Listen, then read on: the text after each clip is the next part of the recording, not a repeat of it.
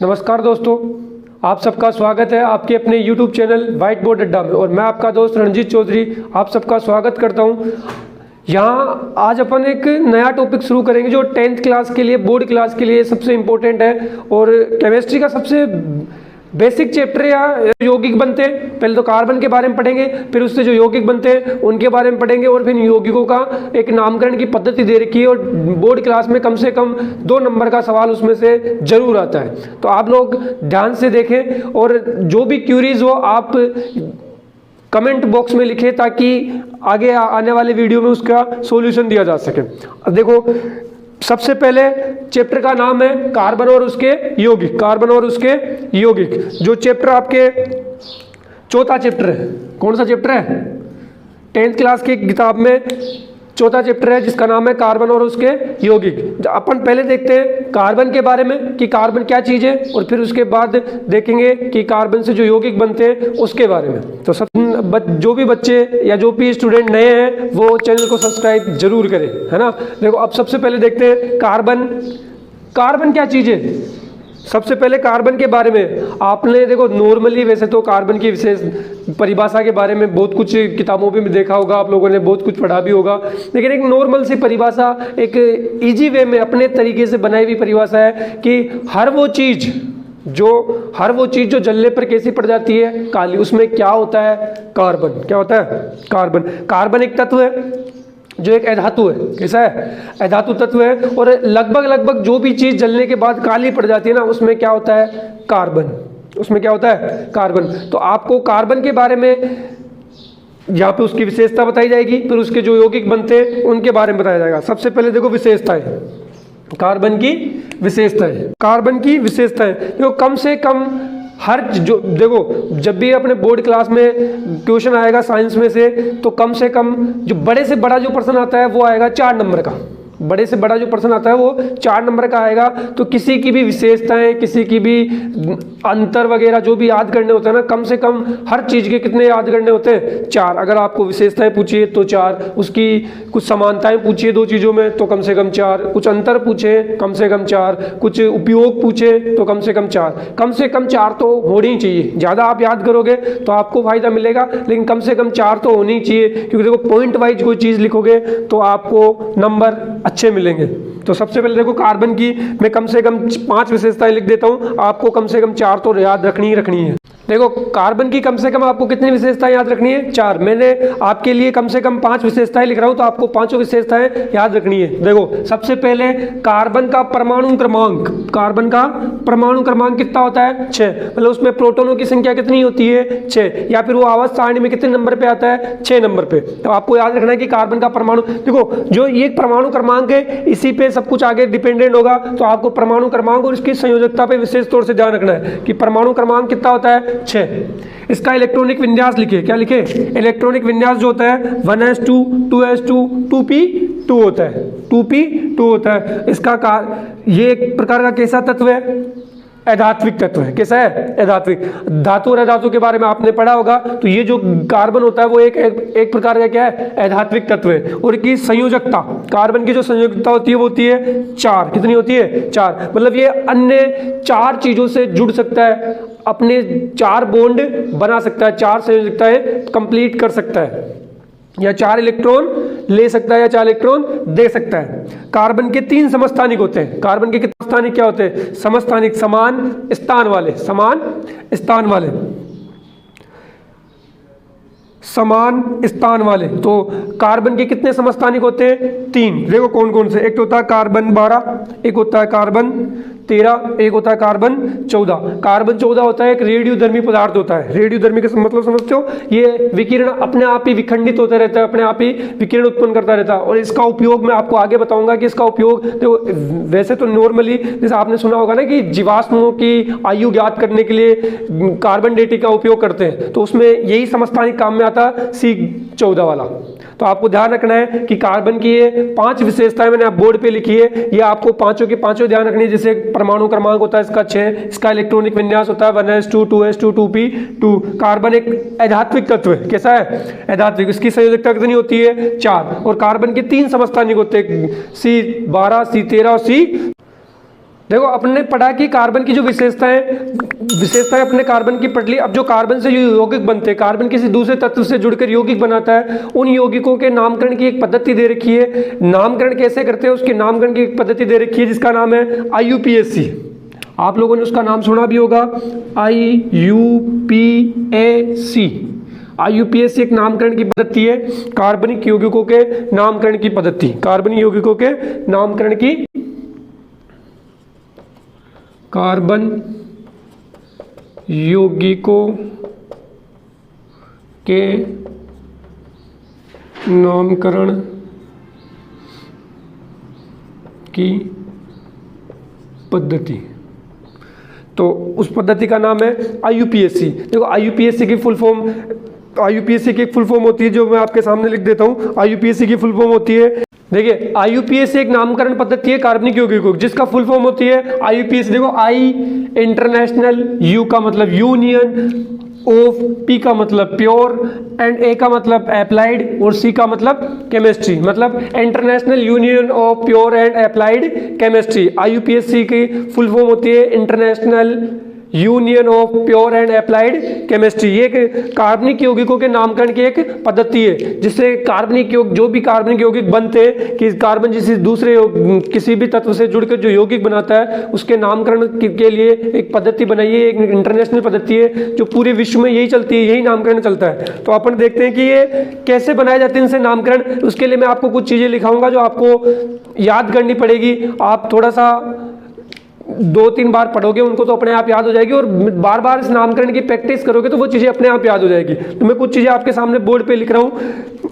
तो आपको याद रखनी है। उससे पहले आपको ये चीज़ें पता, देखो आप लोगों ने उसका पूरा शब्द 2 शब्दों को मिला के एक शब्द बन जाता है, नहीं बन जाता है। तो यहाँ वाला अपना किसी काम का नहीं है, पर इससे पहले अपन जो चीजें लिखते हैं, देखो प्लस के चिन्ह के दाईं तरफ क्या लिखते हैं, बाईं तरफ क्या लिखते हैं। तो दायां साइड ये है और बायां साइड प्लस के चिन्ह के, दायां साइड और बायां साइड। तो बायां साइड क्या लिख देंगे, जिसको क्या बोलते हैं, पूर्व लगन। क्या बोलते हैं,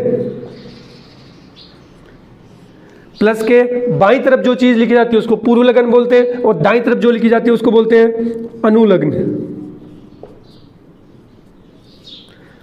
देखो 10th क्लास के बेस तक जो चीज़ें आपको याद करनी है वही आपको अच्छे से रहेगी। बाकी बड़ी क्लासों के लिए फिर जब बड़ी क्लासों के वीडियो बनाए जाएंगे 12th क्लास के लिए तो उसमें बताया जाएगा कि आपके 10th क्लास के बेस तक की जो चीज़ें वो मैं आपको बता रहा हूँ। तो देखो पूर्व लगन और अनुलग्न। पूर्व लगन पहले लगने वाला, अनुलग्न मतलब बाद में लगने वाला। इससे एक नया शब्द बनेगा जो भी कार्बनिक यौगिक का नाम हो जाएगा। तो पूर्व लगन का मतलब पहले लगने वाला, अनुलग्न का मतलब बाद में लगने वाला।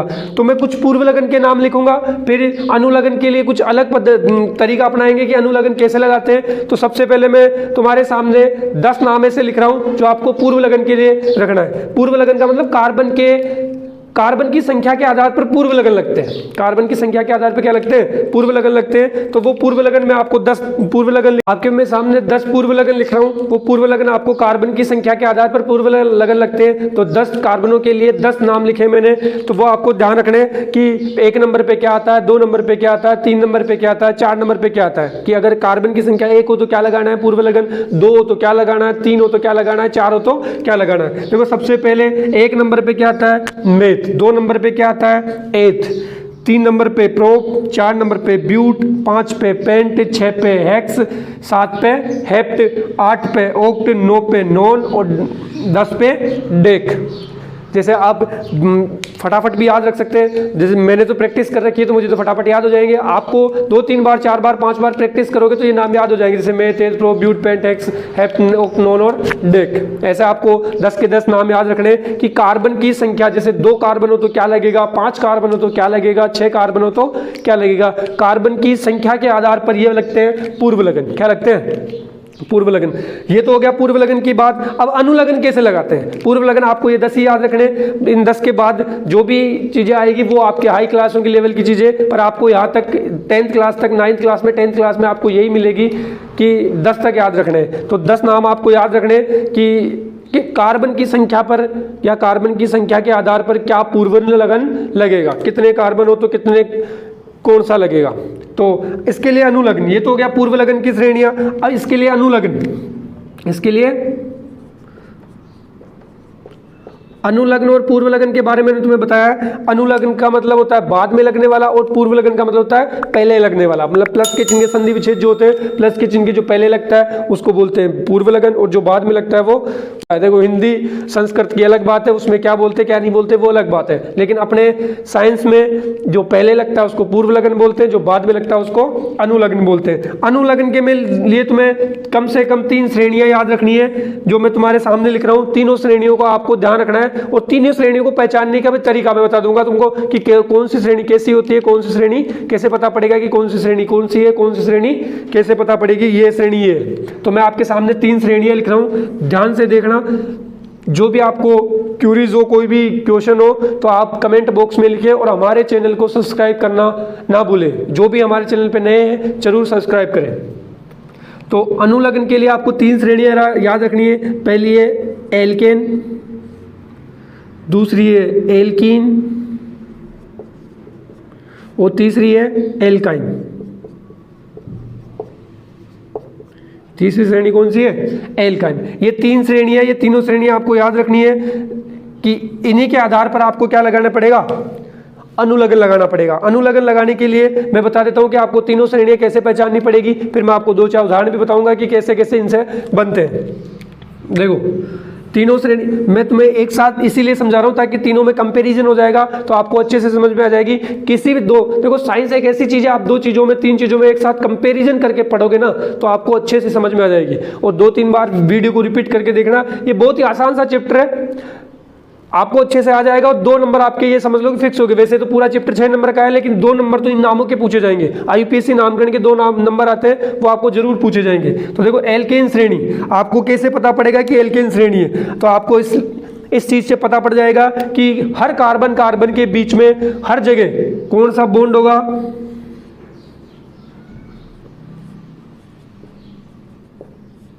एकल बंध। कार्बन के बीच में हर जगह क्या मिलेगा?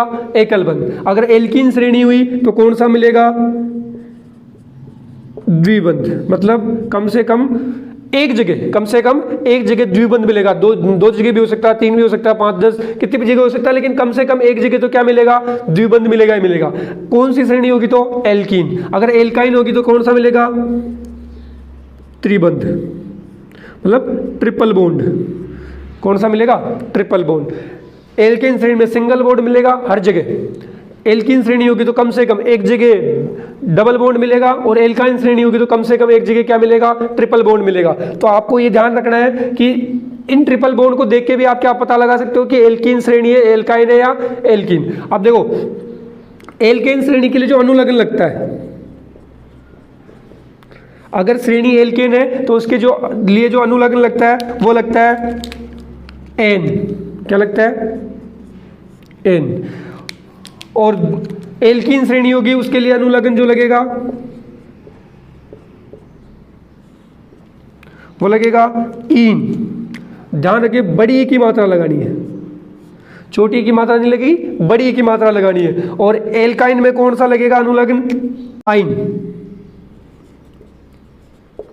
आप लोगों ने हिंदी संस्कृत में संधि विच्छेद और संधि से शब्द बनाना सीखा होगा, वैसे ही इनसे भी ये देखो पूर्व लगन आपको 10 ये याद रखनी ही है। और अनुलग्न के लिए 3 श्रेणियां। पहले अनुलग्न लगेगा एन, कौन सी श्रेणी के लिए? एल्केन के लिए। एल्कीन के लिए अनुलग्न लगेगा ईन और एल्काइन के लिए लगेगा आइन। और आपको श्रेणी पहचान आई जाएगी कि एल्केन होगा तो सब जगह सिंगल बॉन्ड होगा, एल्कीन होगी तो कम से कम एक जगह डबल बॉन्ड होगा, और एल्काइन होगी तो कम से कम एक जगह ट्रिपल बॉन्ड होगा। एक चीज का विशेष तौर से ध्यान रखना, देखो एक कोई भी कार्बन श्रृंखला जो होगी, एक कोई भी जो कार्बन यौगिक होगा जो श्रृंखला होगी, उसके अंदर एल्केन और एल्कीन मतलब सिंगल बॉन्ड डबल बॉन्ड एक साथ आ सकता है, सिंगल बॉन्ड और ट्रिपल बॉन्ड भी एक साथ आ सकता है, लेकिन डबल बॉन्ड और ट्रिपल बॉन्ड किसी भी एक श्रेणी में एक साथ कभी नहीं आएगा। क्योंकि देखो दोनों आ जाएंगे तो फिर श्रेणी का कैसे पता पड़ेगा कि कौन सी श्रेणी है। तो इस चीज का विशेष तौर से ध्यान रखना कि द्विबंध और त्रिबंध कभी भी एक श्रृंखला में एक साथ नहीं आएंगे। सिंगल बॉन्ड डबल बॉन्ड आएगा, सिंगल बॉन्ड और ट्रिपल बॉन्ड आएगा, लेकिन डबल बॉन्ड और ट्रिपल बॉन्ड कभी नहीं आएगा। अब देखो इसके लिए कुछ सामान्य सूत्र भी कभी कभी एग्जाम में पूछ लिए जाते हैं 1 नंबर के, कि एल्केन श्रेणी की एल्कीन श्रेणी का एल्काइन श्रेणी का सामान्य सूत्र लिखिए। तो देखो सूत्र कैसे लिखे, तो तीनों का एक सूत्र होता है। इसके लिए जो सूत्र होता है CnH2n+2। और इसमें क्या होता है CnH2n, और इसमें जो होगा सूत्र वो क्या होगा CnH2n-2। देखो लगभग तीनों श्रेणियों का जो सामान्य सूत्र है वो सेम सही है, बस थोड़ा सा डिफरेंस है कि देखो पहले वाला जो एल्कीन श्रेणी है उसमें CnH2n+2 है, इसमें कोई +2 नहीं है, इसमें -2 है। अब n का मतलब आपको समझ में आना चाहिए, जहां n क्या है, n बराबर क्या है कार्बन की संख्या, कार्बन की, जहां n क्या है कार्बनों की संख्या की, कितने कार्बन है, 1 कार्बन है, 2 कार्बन है, 4 कार्बन है, 6 कार्बन है, 8 कार्बन है, वो n हो जाएगा। बाकी हर जगह n का मतलब यही होता है। और ये एल्कीन, एल्काइन और एल्केन श्रेणी में डिफरेंस है कि आप तीनों में डिफरेंस, कभी कभी एग्जाम में तीनों में डिफरेंस भी पूछ लिए जाते हैं, और कभी कभार आपको पहचानने में ये सारणी हेल्प कर देगी। ये तीनों श्रेणी आपको पता पड़ जाएगी, इस सारणी को आप अच्छे से कॉपी में बना लोगे। अपन ने पीछे तीनों श्रेणियां पढ़ी, पूर्व लगन पढ़े, अनुलग्न पढ़े।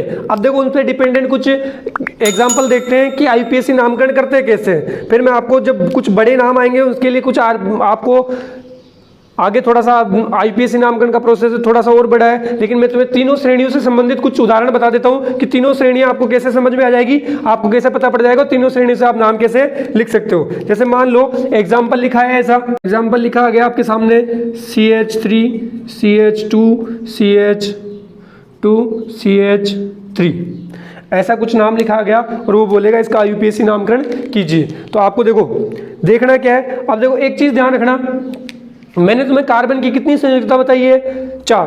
कार्बन की संयोजकता कितनी होती है, मतलब वो अन्य 4 तत्वों से जुड़ सकता है, अन्य 4 तत्वों से जुड़ सकता है। और आप हाइड्रोजन की संयोजकता जानते ही हो, उसकी संयोजकता कितनी होती है, एक। आपने पीछे के चैप्टरों में पढ़ा भी होगा।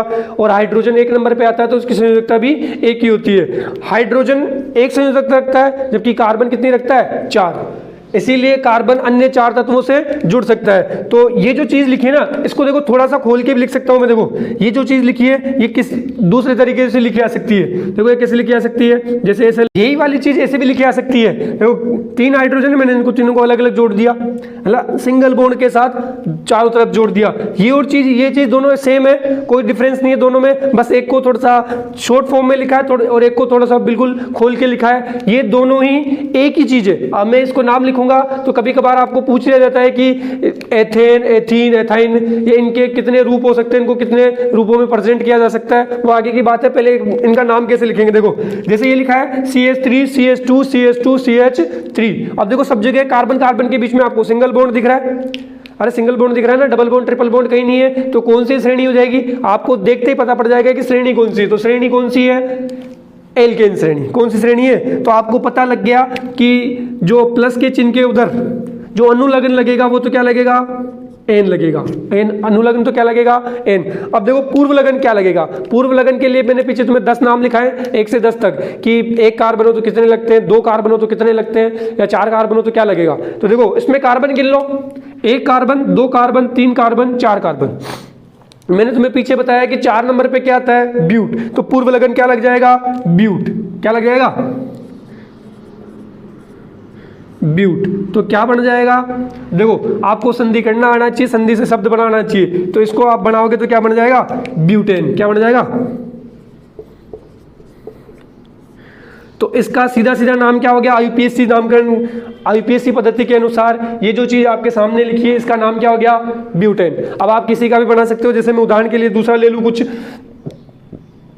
देखो इसका नाम भी वही होगा क्योंकि सेम है चीज, इसका नाम भी क्या हो जाएगा, ब्यूटेन। क्या हो जाएगा, ब्यूटेन। ये हो गया एक फर्स्ट एग्जांपल। आपको किसी भी नंबरिंग का आप कर सकते हो, जैसे ये तो सिंगल बॉन्ड वाला, अगर मैं डबल बॉन्ड वाला लूं जैसे, या फिर इसी का एक एग्जांपल और ले ले, ज्यादा कार्बन का है कम कार्बन का, तो H3। तो आप इसका नाम कैसे लिखोगे, वही प्रोसीजर अपनाना है कि सबसे पहले तो क्या देखना है कि कौन सी श्रेणी है। सबसे पहले तो क्या देखना है कि कौन सी श्रेणी है। तो देखो कौन सी श्रेणी है, सब जगह कार्बन कार्बन के बीच में कौन सा बॉन्ड बन रहा है, सिंगल बॉन्ड। कौन सा single, double bond triple bond कहीं नहीं दिख रहा है आपको, कार्बन कार्बन के बीच में में देखना है, ये नहीं देखना है कार्बन हाइड्रोजन या किसी और तत्व के बीच में, सिर्फ कार्बन कार्बन के बीच में देखना है कि कौन सा बॉन्ड है। तो कार्बन कार्बन के बीच में कौन सा बॉन्ड है, सिंगल बॉन्ड है, तो कौन सी श्रेणी हो गई, एल्केन। तो इसका नाम कैसे लिखेंगे, देखो पूर्व लगन आपको पता पड़ जाएगा, अनुलग्न कैसे लगेगा, एल्केन श्रेणी तो अनुलग्न क्या लगेगा, एन, अनुलग्न क्या लगेगा, एन। और इसके लिए पूर्व लगन क्या लगेगा, तो कार्बन गिन लो, और पूर्व लगन के लिए क्या गिन लो, कार्बन गिन लो। तो देखो 1 कार्बन 2 कार्बन 3 कार्बन 4 5 6 7, 7 नंबर पे आया। 7 नंबर पे पीछे देखो मैंने तुम्हें लिखा है कि 7 नंबर पे कौन सा पूर्व लगन आता है, अगर कार्बन 7 हो तो पूर्व लगन क्या आता है, वो होता है हेप्ट। क्या आता है, हेप्ट। तो इससे क्या बन जाएगा, हेप्टेन। क्या बन जाएगा, हेप्टेन। समझ में आया। तो आप किसी भी सिंगल बॉन्ड वाली श्रेणी का नाम बना सकते हो। अगर आपको नहीं समझ में आए तो एक बार वीडियो को रिवाइंड करके देखें, एक बार नहीं 2 बार देखें, आपको अपने आप समझ में आ जाएगा। मैंने अच्छे से हर चीज़ को धीरे धीरे समझाया, आपको धीरे धीरे हर चीज़ लिखी है और हर चीज़ लिख लिख के बताइए। तो आप हर चीज़ को थोड़ा सा अगर एक बार में नहीं समझ में आए तो आप वीडियो को रिवाइंड करके देखें ताकि वो चीज़ समझ में आ जाए। अगर किसी को इसका स्क्रीनशॉट लेना है तो स्क्रीनशॉट भी ले सकता है, या वीडियो को रोक के, वीडियो को थोड़ा सा रोक के आप कॉपी में भी नोट कर सकते हो। आप देखो कॉपी में नोट करोगे तो आपको अच्छे से याद होगा। स्क्रीनशॉट लेने के बाद भी नोट कर सकते हो, या वीडियो को पॉज करके भी नोट कर सकते हो। अभी हमने पढ़ा एल्केन श्रेणी के कुछ उदाहरण, 1-2 उदाहरण पढ़े। अब मैं एल्कीन और एल्काइन श्रेणी के बता देता हूँ। जैसे आपको सेम चीजें ऐसी लिखी आएगी, बस एक जगह सिंगल बॉन्ड, डबल बॉन्ड या ट्रिपल बॉन्ड जरूर मिलेगा, तो वो श्रेणियां चेंज हो जाएगी। देखो कैसे, जैसे एग्जांपल लिखा आ सकता है आपके सामने, तो कौन सी हो जाएगी, एल्कीन। एक जगह ट्रिपल बॉन्ड आ जाए तो कौन सी होगी, एल्काइन। सिंगल बॉन्ड तो आएगा। तो ये देखो दोनों एग्जांपल पे आपको कौन सी श्रेणी दिख रही है, देखो यही आ गया डबल बॉन्ड, डबल बॉन्ड आ गया, तो डबल बॉन्ड आ गया तो कौन सी श्रेणी होगी, एल्कीन। तो एक ही जगह डबल बॉन्ड आया और एक ही जगह डबल बॉन्ड आया। देखो पहले मैं तुम्हें 1 नंबर पे जुड़े हुए बता रहा हूँ कि 1 नंबर पे जब कार्बन डबल बॉन्ड जुड़ता है तो उसका नाम कैसे लिखते हैं। फिर अपन इसका थोड़ा सा अपडेट वर्जन पढ़ेंगे तो कभी कभी 2 जगह 3 जगह भी लिखा सकता है, कहीं बीच में भी डबल बॉन्ड ट्रिपल बॉन्ड जुड़ा आ सकता है, उसका नाम कैसे लिखते हैं। पहले अपन नॉर्मल वाला देखते हैं कि कैसे लिखते हैं जो 1 नंबर पे जुड़ा हो। तो देखो सीधा सीधा क्या करना है, सबसे पहले प्लस का चिन्ह लगाएंगे, सबसे पहले लिखेंगे अनुलग्न के बारे में सोचो, सीधा किसके बारे में सोचो, अनुलग्न। देखो CH2 तो डबल बॉन्ड आ गया, और डबल बॉन्ड आ गया मतलब कौन सी श्रेणी होगी, एल्कीन। एल्कीन के लिए अनुलग्न क्या लगता है, इन। ध्यान रखिए बड़ी ई की मात्रा, इन, है ना। और देखो अब पूर्व लगन के क्या लिखेंगे, कार्बन गिन लो, 1 2 3 4 5, 5 कार्बन है। 5 नंबर पे क्या आता है, पेंट। 5 नंबर पे क्या आता है, पेंट। तो पूर्व लगन क्या हो जाएगा, पेंट। तो इसके लिए जो शब्द बनेगा वो क्या बन जाएगा, जो शब्द बनेगा वो क्या बन जाएगा, पेंटेन। क्या बन, सॉरी पेंटीन। क्या बन जाएगा, पेंटीन, बड़ी की मात्रा, पेंटीन। क्या बन जाएगा, पेंट प्लस इन पे क्या बन गया, पेंटीन। ऐसा इसका लिख देंगे। तो देखो डबल बॉन्ड आ गया, सीधा सीधा कौन सी श्रेणी पता पड़ गई, एल्कीन। तो पूर्व लगन क्या लग गए, अनुलग्न क्या लग जाएगा, इन। अनुलग्न क्या लग जाएगा, इन। अब पूर्व लगन क्या लगेगा, पूर्व लगन के लिए कार्बन गिनो, 1 कार्बन 2 कार्बन 3 4 5 6 7 8, 8 कार्बन है। 8 कार्बन के लिए पूर्व लगन क्या लगता है, 8 कार्बन के लिए पूर्व लगन क्या लगता है, तो 8 कार्बन के लिए जो पूर्व लगन लगता है वो लगता है ओक्ट। आप पीछे देख भी सकते हो, मैंने तुम्हें सारे 10 के 10 लिखा है, तो पीछे क्या लगा, 8 नंबर पे क्या आता है, ओक्ट। इसको बनाएंगे तो क्या बन जाएगा, इसका नाम बनाएंगे तो क्या बन जाएगा, ओक्टीन। इसका नाम बनाएंगे तो क्या बन जाएगा, जब मैं इसको पूरे शब्द को लिखूंगा तो क्या बन जाएगा, ओक्टीन। तो ये जो लाइन लिखी है इसका पूरा नाम क्या हो जाता है, ओक्टीन। क्या हो जाता है, ओक्टीन। देखो श्रेणी पहचानते हैं आप, उसके पूर्व लगन अनुलग्न, पूर्व लगन आपको 10 याद रखने, अनुलग्न आपको श्रेणी पहचान के लगाने और आपको शब्द बनाना है, आप अपने आप बना दोगे। तो ये कभी कभार इजी भी पूछ लिया जाता है, थोड़ा सा हार्ड भी पूछ लिया जाता है। तो थोड़ा सा पहले अपन इजी वाला देखते हैं, फिर हार्ड वाला अपडेट वर्जन इससे नेक्स्ट वीडियो में देखेंगे अपन। तो अपन ने पीछे 2 श्रेणियां पढ़ ली, एल्केन एल्कीन। एल्केन और एल्कीन के एग्जाम्पल देखे। अब देखो एल्काइन के, एल्काइन का क्या मतलब है, एल्काइन के लिए कितने, कम से कम एक जगह क्या आना चाहिए, ट्रिपल बॉन्ड। तो देखो मान लो आपके सामने ऐसा एग्जांपल लिखा है, आपके सामने ऐसा एग्जाम्पल लिखा जाए जैसे CH, आपके सामने ऐसे दो एग्जाम्पल लिखे हो और आपको एग्जाम्पल में ये पूछ ले कि इनका नामकरण कीजिए, IUPAC पद्धति से इनका नामकरण कीजिए। देखो आपको देख के तो पता पड़ जाएगा, देखो कार्बन है तो कौन सा यौगिक है, कार्बनिक यौगिक है।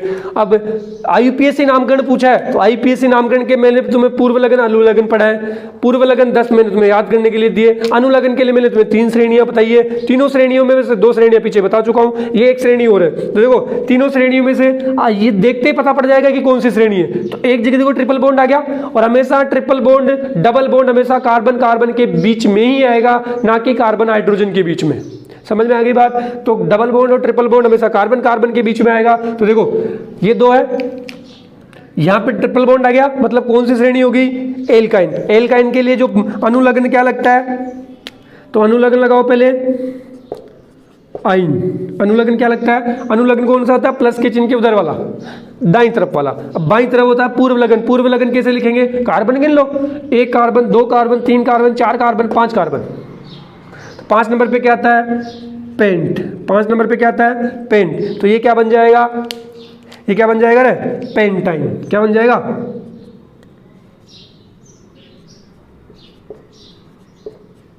पेंटाइन। इसका नाम क्या हो गया? पेंटाइन। ऐसे नीचे वाले का देखो, ट्रिपल बॉन्ड आ गया, देखते ही ट्रिपल बॉन्ड आ गया तो अनुलग्न क्या लगेगा?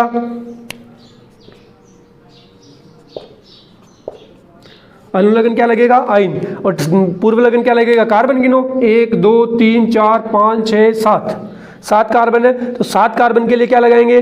7 नंबर पे क्या आता है? हेप्ट। क्या आता है? हेप्ट। तो उसके लिए क्या लग जाएगा? पूर्व लगन क्या लग जाएगा? हेप्ट। तो ये क्या बन जाएगा? हेप्टाइन। क्या बन जाएगा? बन गया हेप्टाइन। ऐसे तीनों श्रेणी के, कोई भी कितना भी बड़ा छोटा नाम आए आप लिख सकते हो। तीनों श्रेणियों का आपको अच्छे से ध्यान रखना है, क्योंकि यही तीनों श्रेणियां IUPAC नामकरण की बेस है। थोड़ा सा अपडेट वर्जन पढ़ेंगे नेक्स्ट वीडियो में, इसीलिए आप हमारे चैनल को देखते रहिए और अपने दोस्तों को बताइए। और जो भी हमारे चैनल पे नए हैं सब्सक्राइब करना ना भूले। इसके नेक्स्ट वीडियो में मैं तुम्हें बताऊंगा कि IUPAC नामकरण की थोड़ा सा अपडेट वर्जन, थोड़े से बड़े नाम आ जाए या कुछ और चीजें जुड़ी आ जाए, जैसे मान लो कार्बन हाइड्रोजन है, इसके अलावा कोई और नई चीज जुड़ी आ जाए तो उसका नाम कैसे लिखेंगे। आपको जो भी पढ़ाया गया है उसमें कोई आपको क्यूरीज हो, कोई भी क्वेश्चन हो तो आप कमेंट बॉक्स में जरूर लिखें। ऐसे ही वीडियो देखने के लिए हमारे चैनल को सब्सक्राइब